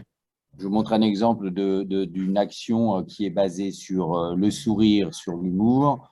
C'est donc ça un exemple de mailing papier qui est envoyé pour des prospects très ciblés, donc en technique ABM, et donc qui servent donc à ouvrir les portes, à déclencher un rendez-vous. Et donc, en fait, on a envoyé là, par exemple, une prise multiple, comme vous le voyez en bas. Donc, c'était pour Google et Atos, pour toucher des DSI, pour faire en sorte qu'ils acceptent de discuter dans cette démarche, de les convaincre commercialement. Et donc, le rôle de cette prise multiple, c'était tout simplement de déclencher un peu, si ce n'est de l'humour, un certain sourire, une envie de dialoguer en se disant, bah, tiens, pour me parler d'un truc très important, ils l'ont pris d'une manière un peu plus légère et donc ça crée la connexion. Et donc, oui, l'humour fait partie des leviers, toujours, dans ces 2 stratégies, pour créer le contact, parce qu'on est toujours des humains et c'est un peu le mot de la fin. qu'on pourrait se donner. Merci, merci beaucoup. Merci infiniment. Bon, Bon, on ouais. va clore cette cérémonie en remerciant à nouveau les auteurs qui nous ont fait passer 1h30 passionnante, des ouvrages de grande qualité qui nous ont permis de clarifier, de découvrir parfois des méthodes, ce qui correspond à des valeurs propres de notre académie. Première valeur, la rigueur, si possible quantifiée, des lieux communs et en allant plus en profondeur. Deuxième valeur, l'indépendance vis-à-vis de lobbying économique, politique, philosophique. Alors, nous ne sommes pas une plateforme commerciale, même si on en a conscience et on en a vu la démonstration. C'est un bel endroit pour promouvoir son ouvrage. Et bravo d'avoir mis le bandeau sur l'un des ouvrages. Bien, et puis je reviendrai, mais très rapidement, donc sur cette fameuse promotion du français des affaires. Donc, il y a des efforts à faire pour tous les auteurs et les consultants. Il est facile de remplacer brand content par contenu de marque, data par données, bien que ce data soit du latin, codir, comex, bon, est-ce que comex est mieux que codir? On pourra discuter longtemps. Il y a des FCS au lieu de KPI, facteur clé de succès, je crois que c'est facile. N'hésitez pas à les utiliser dans vos brochures et votre discours. C'est plus compliqué, le terme challenger, social selling, inbound marketing. Bon, on a plus de mal. Bon, merci à tous, à toutes, aux jurys, aux auteurs, aux personnes qui ont eu le courage de rester jusqu'à la fin. Et je vous donne rendez-vous le 28 avril à la même heure, 17h, 18h30, en espérant que la technique suive. À bientôt.